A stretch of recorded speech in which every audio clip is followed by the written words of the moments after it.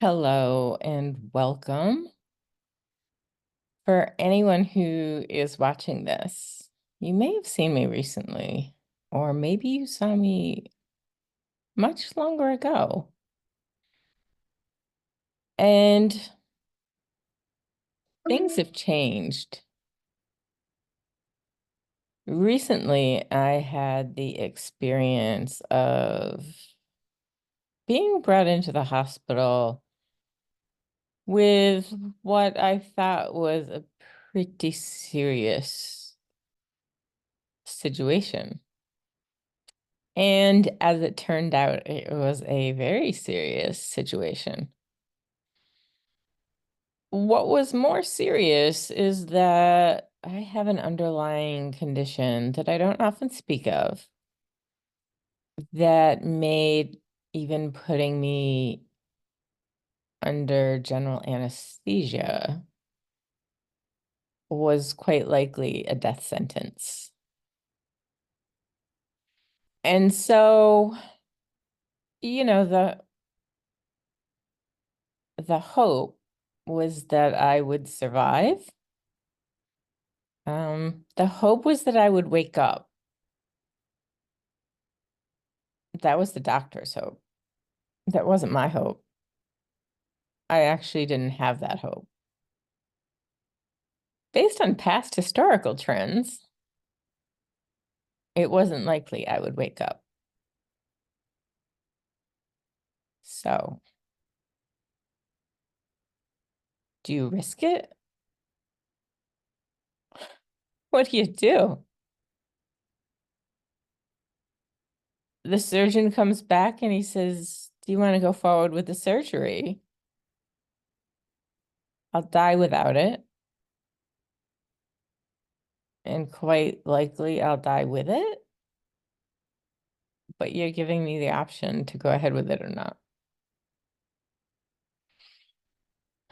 In my mind, that seems kind of fucked up. But, not really a betting woman. I said, go ahead with it. What have I got to lose? And they said, we'll get you into the next emergency surgery that we have, the next theater that we have. And I said, okay. And I thought, well, it's a big hospital. Probably take a day to get me into surgery. Probably be dead by then, but whatever. And then they came back and said, oh, you'll be in 45 minutes. And I said, oh, that's interesting. And it was really at that time that, you know, my life could have flashed in front of my eyes, that I could have thought of others, that I could have thought of what, the when, the why, the how, whatever. Whatever people say they think of in these situations and been disturbed. And that wasn't me.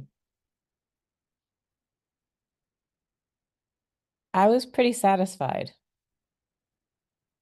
I was ready. Whatever happened, I knew that I had lived my life doing what I wanted, going where I wanted, telling people the things that I had to say.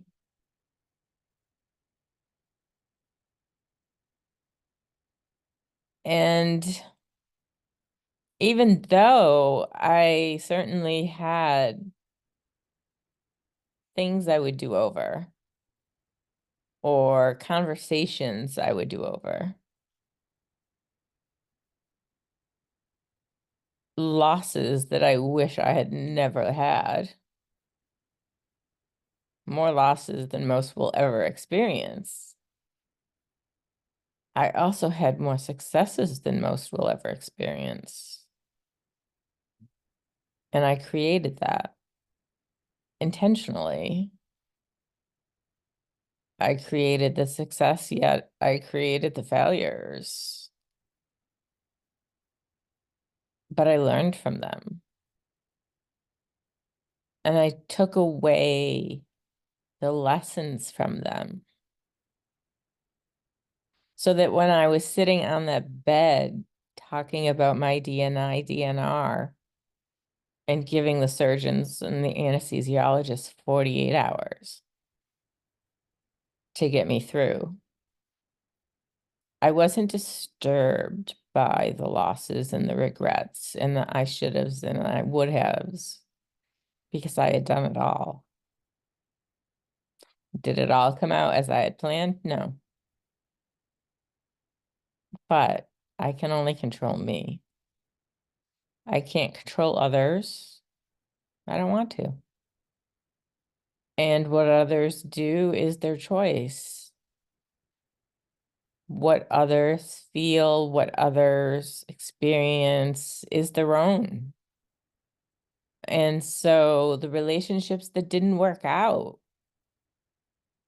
sorry, but that's not my problem. Never has been, never will be. I can only put me out there. And if that was enough, that was enough. And if it wasn't, well, it wasn't. And so, yeah. Did I do everything I wanted to do? Yes.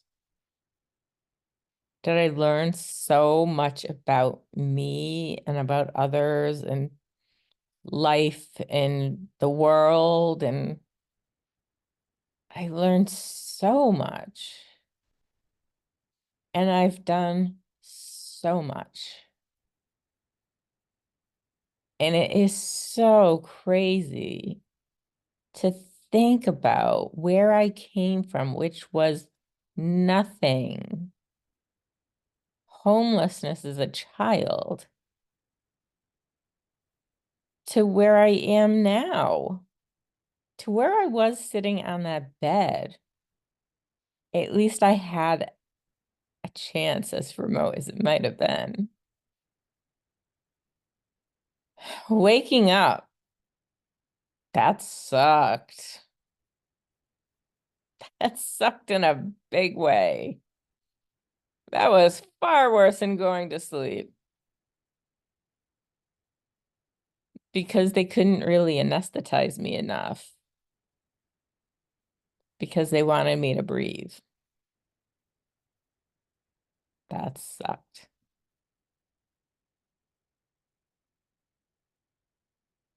Those were some mighty unpleasant hours,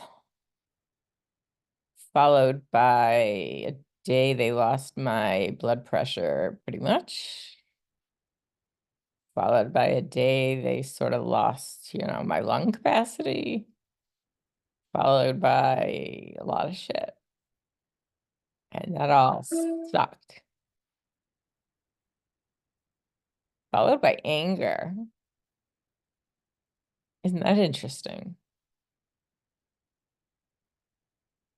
The recovery was hell. And I'm not recovered yet. I'm sitting here grinning, but I am so far from recovered. But I'm here. And I'm here with a message. Don't live with regrets. Don't live with the feeling of failure. Don't live with the feeling of loss.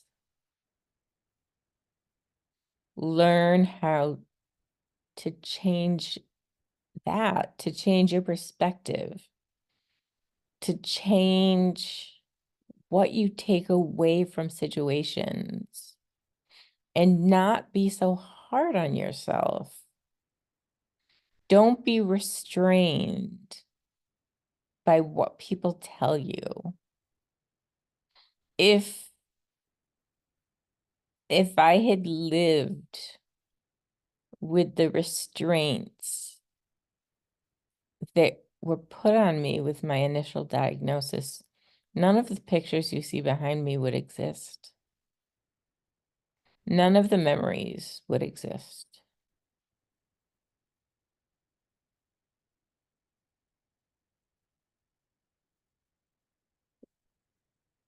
What restraints are you putting on yourself? What losses or failures have resulted in fears that are holding you back today? I don't have all the answers for everyone's life. I mean, I probably have a lot. Hell, I've done a lot. But my takeaway is that we only have one life. And without my initial diagnosis, I would have never been as intentional with the remaining years of my life as I have been. I was in a corporate structure working down a wormhole. None of these pictures would exist. None of these places would have existed to me.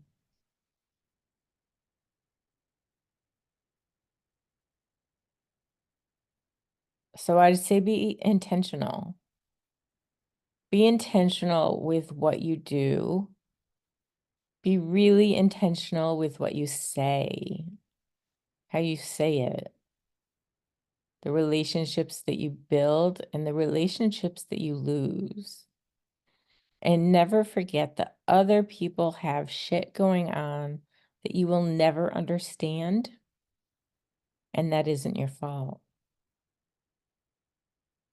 There are people you can help, and there are people you cannot. Be so intentional with your life that when something very unexpected happens, and you're potentially looking at the last 45 minutes of your life, you're not afraid, that you're grateful, that you realize how privileged you've allowed yourself to be, that it's not loss and regret, that it's peace.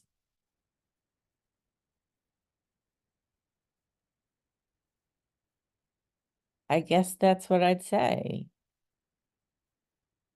And few people can get there by themselves. Nobody can get there by themselves.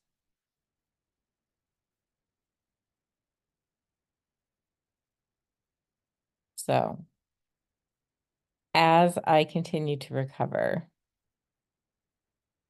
I'm just going to pop up with shit. Whatever strikes me on a particularly whatever day. And know it matters. Goodbye for now. Leave a message.